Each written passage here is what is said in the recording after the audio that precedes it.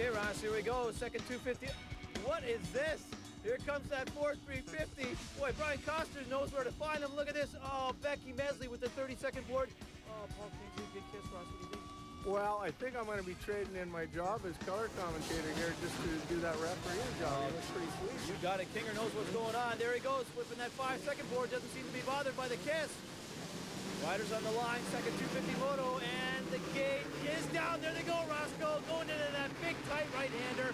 Who's going to get that whole shot? It's going to be hard to say here. Oh, it looks like the doctor. He's finally found his way out of that gate, that sandy gate on that big, powerful YZ426 Yamaha 4-stroke here. Roscoe, look at that, number 34, Ryan Huffman. Oh, he's on the rails, passes Dubach. Uh-oh, sounds like Nanaimo to me, Roscoe. Well, we know what happened in Nanaimo there. Dubach and Huffman collided, and Dubach went down and finished 6th that moto. One of the few motos and only moto that Dubach's ever finished out of the top 2 positions this series. Well, there you go, Huffman looking very strong. You know, he's noted for his quick starts, but he's faded all season long. Let's see what kind of a charge he can hold up. Dubach charging hard. Look, we got the Florida Sandman there, Thomas, right in 3rd, pushing real hard here. He's going to be challenging Dubach here this race. Ross Huffman building an incredible lead there. Oh my, look at the carnage here. This is what can happen in these one-line sand turns. It's with Scott Allen, Ryan Huffman's mechanic. Ryan got a great start. He passed Dubach there. He's in the lead. You think he can hang on after missing the last round? Oh, we hope so. He's had a little bit of time off. He's having trouble with arm pump, little things like that. The bike seems to be running good. We'll see. Maybe it'll give him some motivation being out there. Right on. Here they come now. I'll let you get to work. Back to you guys. Thanks very much, Brian. Look at that. Ryan Huffman on the hot seat, but he's out in front right now. Look at the speed he's got going. I see Lange running up there in 3rd now. Lange must have picked his way through the pack and passed Thomas somewhere in the back section, because he's running 3rd now with Thomas in 4th. And Dubach pressuring Huffman for the lead here. Yeah, he's closed the gap on Huffman. Let's see what kind of lines the doctor takes. If he goes outside, inside, he's certainly not going to take the same lines as Huffman. Dubach on the outside. Oh, look at the way that 4-stroke powered through the loose stuff, Ross. You're definitely right. He's going to give Huffman lots of space there. He doesn't want to get close to Huffman. The last time they got close, Dubach went down. Oh, Ross, it looked like Huffman might have made a charge on Dubach there, but no way. The doctor in full control, pulling away right now. Unbelievable. Dubach just bobbled a little bit back there and allowed Huffman to get a little bit closer here, but now you can see Dubach's kind of stretched out a little bit here, and actually Thomas is challenging Huffman right now. The Sandman is moving in on Huffman, takes the inside line. Oh, great corner for Jason Thomas. Oh, did you see how Thomas squared that corner and went up the inside of Huffman there? He almost took Lange out, was following him though.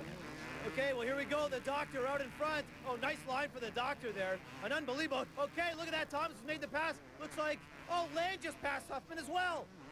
Dubé looks like he's putting some pressure on Huffman also. Well, I'll tell you what, Ryan Huffman is fading like sunset here, Roscoe. What the heck is going on? Well, earlier we saw his mechanic, or heard his mechanic say that he's suffering a little bit from arm pump. I mean, when you're getting arm pump out there, you can't hang on to a 60 horsepower machine like that and still go fast. Look at that, Ross. It looks like Lange just passed Thomas. He's moved into 2nd place. Lange looking really strong here. He's cut his way through the pack like hot knife through butter. Oh, and we see a big tank slapper of DeHaan. He went down hard. It really fly swatted him into the ground. Roscoe, he is hurt. Tough break for Doug DeHaan and the Blackwood team. We'll have to get a report on him. Here we are back with Dubach. Looks like they're in the lappers already. Lange having a problem with the lappers. Dubach pulling away. Dubach looking real strong out front. He's getting through those lap riders quite easily. Here we are with Hagseth. Looks like Woods is on Hagseth. A couple American riders battling it out. No, Woods got around Hagseth. This has got to say something for Woods' conditioning. That's Hagseth's 2nd moto of the day. That's Woods' 4th moto of the day. Oh, and here we have Dubé going around a lapper. He's off the track in the woods. Oh, Ross, look at that. That sand is deep and it is soft. That's what happens there. Those riders get tangled up. Here we are. It looks like Woods has made up some ground on Dubé. Oh, I cannot believe Josh Woods. He's like a fireball out there. Oh, his conditioning is unbelievable. Look at that. He knifes Dubé underneath Dubé. And this is Woods' 4th moto of the day, and he's charging like it's his 1st moto. Here comes the doctor. Looks like he's got a great line going into that tight left-hander. Oh, Lange just picked up the pace. He's right on his tail. Lance sure has picked up the pace here. This is Lance's second moto. He's got the cobwebs blowing out, and he's going for it. We're back with Hagseth and the #1 plated bike, Blair Morgan, on the Blackfoot Honda. Boy, it looked like Morgan had Hagseth dialed in. We're back with Lange. Lange has passed Dubach. What the heck's going on, Ross? Lang just got about a 2.5-second lead on the doctor. The doctor must have bobbled in the back.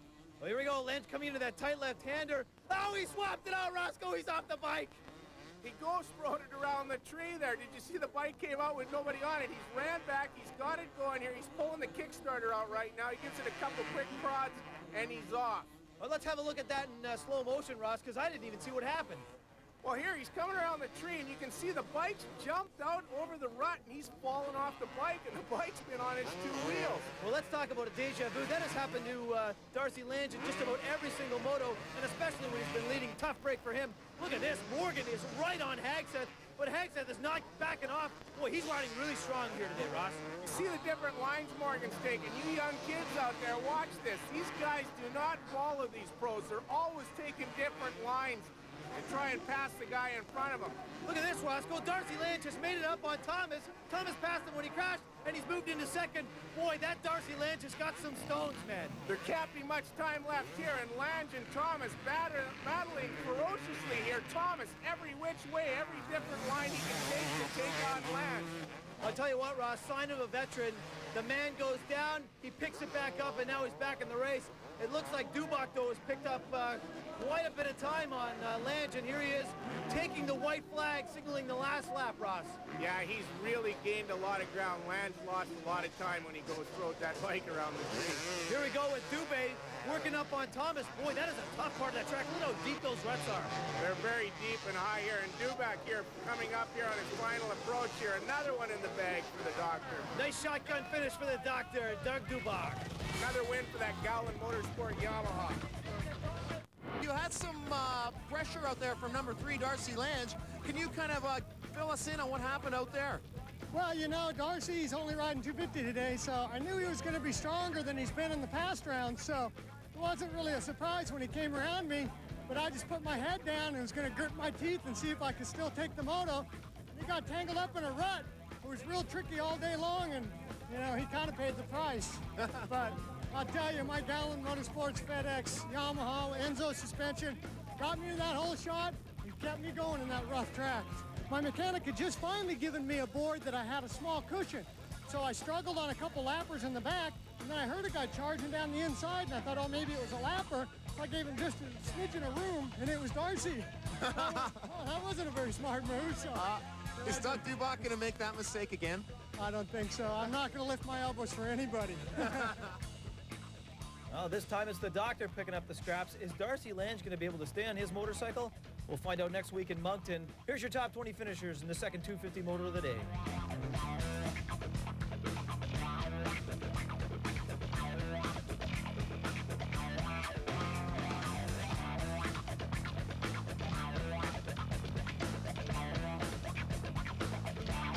Darcy, you put on a charge out there. I know the crowd was on their feet. You actually took Dubach.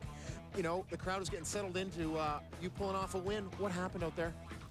I got off to a half-decent start and followed Doug for a bit and picked up some of his lines, managed to get by him in one corner, and just came into a rut corner, and my bike kind of took off from underneath me, and luckily I got back up and got back to second.